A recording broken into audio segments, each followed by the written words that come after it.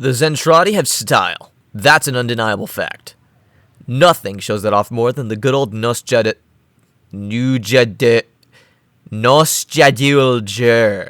Zentraedi Power Armor. Let's go with that. To longtime fans of the channel, this guy might look a bit familiar too, huh? Let's build one, shall we?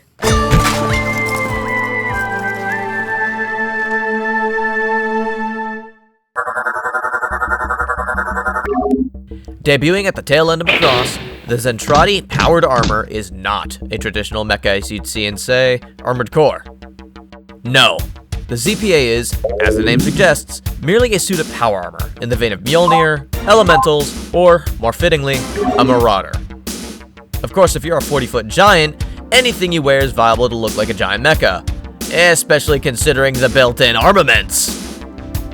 In addition to a large, bulbous jump pack on the back, supplemented by a host of verniers for void combat, the Nousjadeul comes equipped with a medium-bore impact cannon mounted on the torso, capable of belting out plasma at a good rate, as well as a large, shoulder-mounted plasma cannon that serves as a good sniping armament for mid to long-range engagements. Due to the fact that this is a powered exoskeleton, the ZPA can also be fielded with any handheld armament in the standard Zentraedi arsenal, ranging from PDWs to full-on pulse MGs. The ZPA's brief debut at the end of the First Interstellar War would be followed by a broader focus in the Reconstruction arc of Macross, where resident team-killing fucktard Chiron the Backstabber Crashvera leads a squad of Zentraedi MIs on a raid, smashing Destroids and Valkyries alike with minimal casualties. Kemijin's plot armor, combined with the relatively weakened state of the UN Spacey forces after the destruction, led to the power armor becoming an elite mook, being clearly a threat above the typical Regold, but still below things like the Glog. This suit, like a lot of Zentraedi hardware in Macross, was designed by resident power armor savant and arms fort daddy, Kazutaka Miyatake. Kazutaka evidently helped Keiichi Seto in the production of the original 1970s Marauder suit, and would use that experience to make the Zentraedi power armor really come to life. This, in turn, would bleed into his own personal take on the Marauder once the Stars of Troopers OVA came around, with the suit adopting some of the chonk of its children. When Macross hit the big screen with Do You Remember Love, a piece of absolute peak cinema that every Raven should watch at some point. The Zentraedi Power Armor got a bit of a facelift. Redesigned by one Yutaka Izubuchi, someone who's helped Kazutaka on a wide variety of projects in addition to his own repertoire, the film variant of the ZPA radically changes the suit's look. Gone are the domed head and clown shoes, replaced by more organic curves, stylish heels, and an eyepiece reminiscent of the Lady's Own suit from the show. This redesign comes with even more armaments, such as a 6-cell missile rack and new handhelds. The film variant of the suit would, interestingly, supplant the Regult as the Zentraedi's go-to mook unit, hogging most of the screen time of their forces. Hell, not even Kemijin was safe from this. He loses the Glog in favor of a custom black-painted battlesuit, which gets the violent honor of wrecking Skull 1.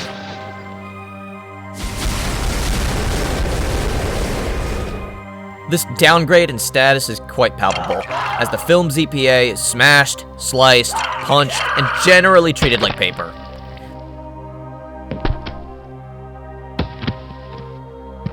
They get some good hits in, like this shot of a Tomahammer that's been ingrained in my memory since childhood, as well as being the mech to kidnap the heroes. But the ZPA also gets hit with the goofy mook bat. A lot.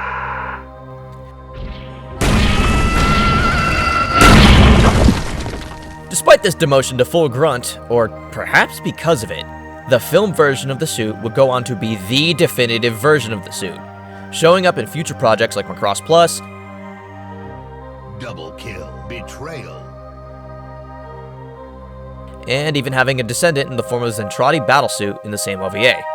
Designed again by actual power armor wizard and god amongst men, Kazutaka Miyatake.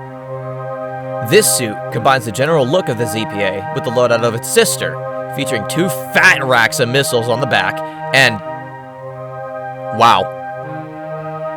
I call these things racks as a tit joke, and here you are, literally having missile tits. Thank you, non-binary power armor. Very cool. The original Kazutaka ZPA would get more love across the pond, showing up often in Robotech media. most notably Robotech Battlecry. This lovingly rendered, cel-shaded incarnation of the ZPA would mark a return to its role in Macross proper. An elite, heavy infantry unit that packs an absolute wallop. Their sniping capabilities are on full display, as the Power Armor Commandos won't hesitate to spam long-range plasma shots while in flight, making them by and large one of the most threatening units in the game. There would even be an Ace Custom black and red variant of the suit used by the Butcher of Little Mesa, Grunt, serving as the main baddie of Chapter 4.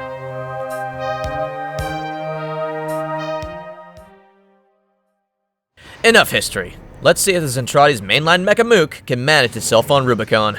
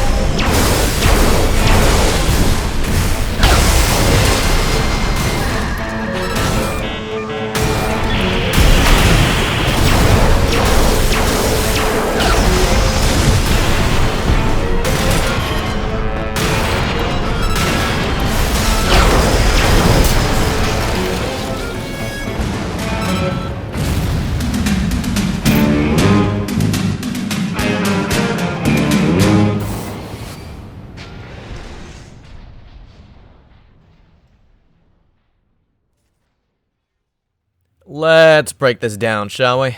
The Zentron-powered exoskeleton makes for a snazzy-looking AC, but in terms of actual loadouts, we kind of run into some issues. The plasma cannon is awesome. This is an objective fact, and thanks to Do You Remember Love, we can supplement this with a small missile rack. Were this a better Armored Core game, we'd have access to more exotic energy guns, like the KP-100, KP-200, or the Nousjadeul-Ger WR-98L, alongside equipping internal energy mines to simulate the impact cannon. But as we're building in the 6th gens and that's all that gets views, the last pistol is the best we got. It's not bad, the charge burst is useful, and there's nothing from stopping us going guns akimbo here if we so choose, but let's be real, the ZPA should have that free hand for throwing. Despite a bunch of flaws, I must admit some bias here. The Zentraedi Power Armor is, bar none, one of my absolute favorite mecha designs ever. Of all time. In terms of power armor, I think I might even like it more than the fucking Marauder. Fuck's sake, my first instinct when getting into Armored Core way back when was to make a bootleg Nousjadeul, and now we have my beautiful boy Scraps. The large boosters on the back, rounded but sleek shape, the big, girthy plasma cannon, the variety of energy weapons on standby offering that sheer versatility that make mook so much fun, all of that was plugged directly into my boy's bones. Which is why this build is, more than any other I've showcased, kinda just Scraps with different pants. Honestly though, that's kinda why I like Armored Core so much in the first place. I can't think of another franchise that lets me live the childhood dream of recreating this exact shot, along with so many other Macrossable moments that actual Macross games don't do justice. Stay winning, AC. Stay winning.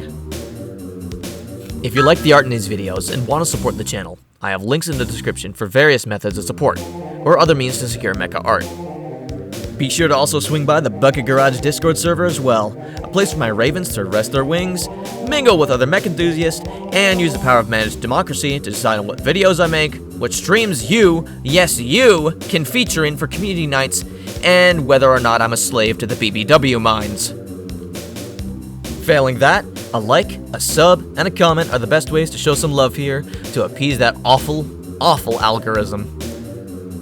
And as always, stay safe out there.